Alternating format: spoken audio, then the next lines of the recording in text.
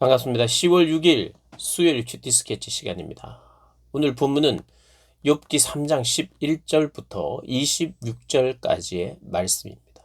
오늘 본문은 이렇게 시작합니다. 어찌하여 내가 태에서 죽어 나오지 아니하였던가? 어찌하여 내 어머니가 해산할 때에 내가 숨기지 아니하였던가? 어찌하여 무릎이 나를 받았던가? 어찌하여 내가 젖을 빨았던가? 오늘 본문 역시도 욥이 자신의 존재를 부정합니다. 자신의 생일을 저주합니다. 자기가 왜 태어났는지 참 안 태어났으면 좋았을 텐데 라는 말을 계속하고 있습니다. 시적으로 표현하고 있죠. 태에서 죽어 나왔으면 더 좋았을 걸. 욥의 부모가 욥의 어머니와 아버지가 만나서 결혼하지 않았더라면 나도 없었을 텐데 그들의 만남도 생각해 보는 거죠. 그리고 혹시 임신이 됐다 할지라도 내가 태중에서 죽어서 나왔더라면 그러면 지금 이런 고통이 없지 않겠느냐를 이야기하는 거예요. 그러면서 어찌하여 나를 받았는가? 아이가 나올 때 나를 받았던 무릎이 있었는가? 어찌하여 어미의 젖이 있었는가? 왜 내가 먹고 살 수 있도록 그런 상황이 되었는가? 만약에 그렇지 않았더라면 내가 평안히 누워서 자고 쉬었을 텐데 이야기합니다. 평안함이죠. 고통을 잘 모르는. 14절을 보면 자기를 위하여 폐허를 일으킨 세상 임금들과 모사들과 함께 있었을 것이요. 혹시 금을 가지며 은으로 집을 채운 고관들과 함께 있었을 것이며. 참 임금이 됐든 모사가 됐든 많이 가진 자든 적게 가진 자든 금을 가지고 은으로 채운 고관들과 함께 있었을 것이다. 여기에는 뭔가 좀 이런 의미가 있는 것 같아요. 욥이 사실 고관들과 같은 그런 삶을 살았거든요. 하나님께서 복을 주셔서 소유도 많았죠. 자녀들 축복도 받았죠. 하나님을 경외하는 사람이었죠. 그러니 신분도 좋은 사람들, 그들이 평안하게 살다가 지금 죽었다면 평안하게 죽고 있는 그런 죽음에 나도 함께 하지 않았을까라는 생각을 합니다. 큰 어려움이 없이 살고 또 그렇게 죽는.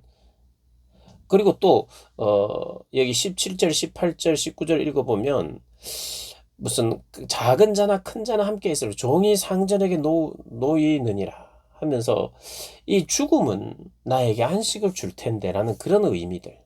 누구나 죽음 앞에서는 또 동일하고 동등하다라고 하는 그런 의미들이 조금 표현되어 있어요.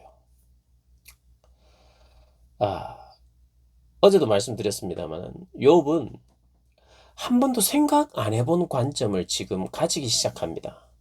그리고 한 번도 생각 안 해본 상상을, 그리고 자신의 전제에 대해서 새롭게 한번 생각해 보는 거예요. 한 번도 생각 안 해보고, 생각을 해봤더라도 잠깐 그냥 우연하게 한 번쯤 생각해 봤을 수는 있어도 이렇게 디테일하게 정말 이랬더라면, 만약에 내가 이렇게 태어났다면, 아니면 안 태어났다면, 이런 자꾸 예전을 이 과거를 새롭게 가정하는, 한 번도 생각해 보지 않았던 고난이 있기 전에는 별로 생각해 보지 않았던 것들을 생각하게 되고 있어요. 사람 누구나 마찬가지입니다. 그래서 우리가 어떻게 보면 하나님이요, 어, 이 욥은 하나님을 새롭게 보는 거예요. 한 번도 예전에 하나님이 나를 이렇게 대한 적이 없었던 그 하나님을 보게 되고요. 그러면서 동시에 자기처럼 고통받는 이 세상의 사람들을 예상하고 생각해보고 상상해보고, 그리고 예전에 그런 자들을 봤을 텐데 그런 자들에 대한 그 고통을 더 깊이 공감하는 그런 시간이 또 이 안에 있는 거죠. 사실 경험해보지 않으면요, 몰라요. 공감할 수 없어요. 깊이 그와 공감하지 못해요. 그 마음을 헤아리지 못합니다. 깨닫지 못합니다. 경험하지 않고 모르면 깨닫지 못하죠. 그러면 깊이 공감할 수 없어요. 그런데 욥을 하나님께서 그런 모든 것을 잃어버린 사람들을 깊이 공감하게 지금 만들고 있어요. 그리고 어떤 사람에게 절망이 찾아오면 그 절망은 반드시 이 욥처럼 죽음을 향하여 자꾸 가게, 죽음이 나에게 쉼이 아닌가라는 그런 생각을 하게 만들어요. 오늘 이 욥은 내가 태어나지 않았더라면, 아니면 내가 좀 더 일찍 죽었더라면 하면서 자꾸 죽음을 생각하게 만들어요. 이 절망은요. 욥이 그걸 지금 경험하고 있습니다. 그러면서 심지어는 이렇게 이야기해요. 마치 20절, 21절, 22절을 보면 무덤을 찾아 얻으면 심히 기뻐하고 즐거워한다. 오히려 죽음이 나에게 선물인 것처럼, 내가 간절히 찾고 바라는 것처럼, 너무 고통스러우니까. 여러분, 사람은요, 몸이 아파도 참된 쉼을 경험할 수 없어요. 몸이 정말 아플 때 안식이 없습니다. 계속해서 신음을 하잖아요. 빨리 나았으면 좋겠다. 계속적인 신음 속에서 쉼도 없고 평안도 없어요. 몸만 그렇습니까? 마음도 그래요. 몸과 마음의 깊은 상처를 받으면 참된 쉼이 없어요. 평안도 없어요. 그래서 치유자를 만나야 되고 치유자를 알아야 돼요. 요셉이 그런 상황을 지금 욥이 그런 상황을 경험하고 있습니다.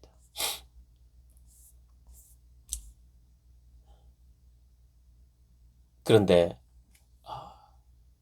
우리가 이쯤 해서 이런 생각을 할 수 있죠. 욥은 절망 속에서, 고난 속에서 하필이면 우리 부모가 만나서 결혼하는 바람에 내가 태어났을까? 하나님은요, 사실 이 모든 고통, 어떠한 상황이든 간섭하지 아니하는 상황이 없고 간섭하지 않는 고통은 없거든요.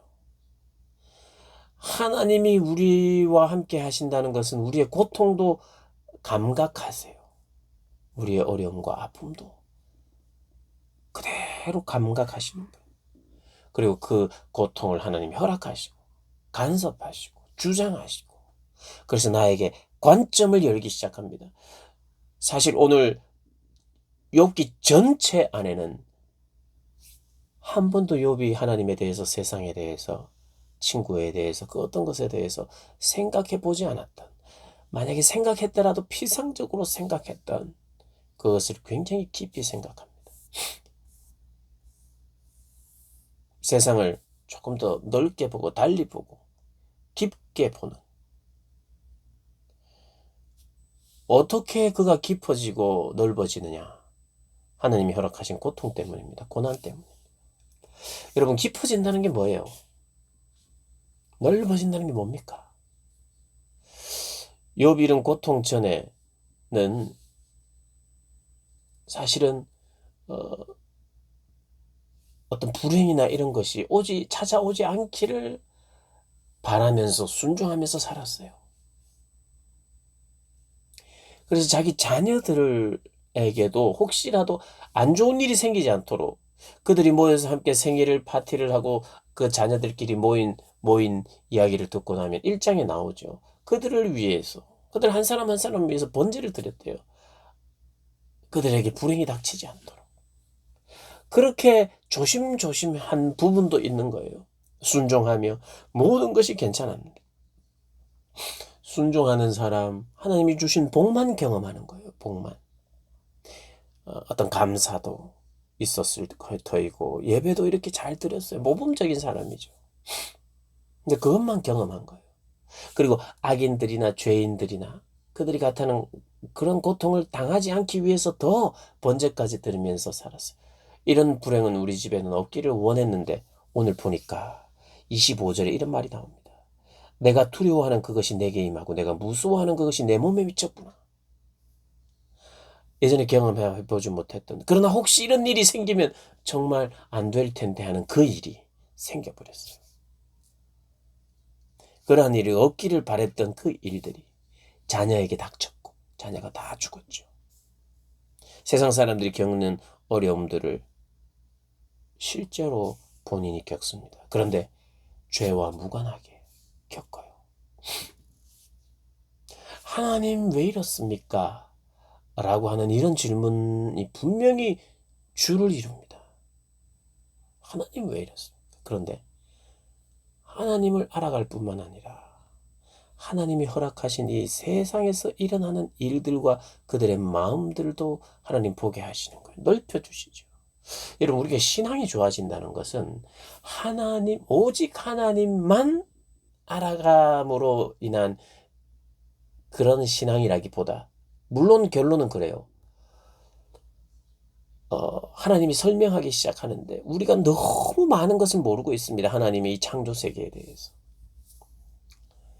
근데 그 하나님을 안다는 것은 하나님이 간섭하고 있는, 그리고 하나님이 한 사람을 대하는, 관여하고 있는 그런 욥이 당하는 그 모든 고통을 뛰어넘는 그 어떤 고통도, 그 어떤 상한 마음도, 어떤 어, 자비가 필요한 사람도, 그 어떤 종류의 사람도 하나님은 다 아시고 하나님은 간섭하시는데, 하나님 우리가 안다는 것은 그런 모든 간섭을 하시는, 이 바다 속의 생물에 대해서도 간섭을 하시는 하나님을 예전에는 생각 못했단 말이에요. 과연 하나님을 안다고 말할 수 없어요. 그런데 하나님이 다스리고 있는 이 세상, 그리고 여기에 많은 사람들을, 그 사람들을 어떻게 바라보고 계시는지, 그들의 고통이 어떤 것인지, 이런 모든 것들을 하나님이 우리에게 주시는 고통으로 말미암아 또 더 깊이 더 넓게 알아가게 하시는 거죠. 없었으면 생기지 않기를 그렇게 바랬던 그런 일들이, 무서워했던 일들이, 두려워했던 일들이 내게 임했을 때 우리는 첫 번째 반응이 하나님 왜? 라고 질문하죠. 왜 하면서 질문하는 것이 필요합니다. 그런데 하나님은 결국 이것을 통해서 평온도 없고 안일도 없고 휴식도 없고 다만 불안만 있는 인생들, 욥이 예전에는 경험해보지 못했던 이런 상황들 속에서 살아가는 사람들도 알게 하시면서 동시에 그 사람들을 알아가는 것이 또 하나님을 알아가는 것입니다, 여러분. 알아가는 거예요.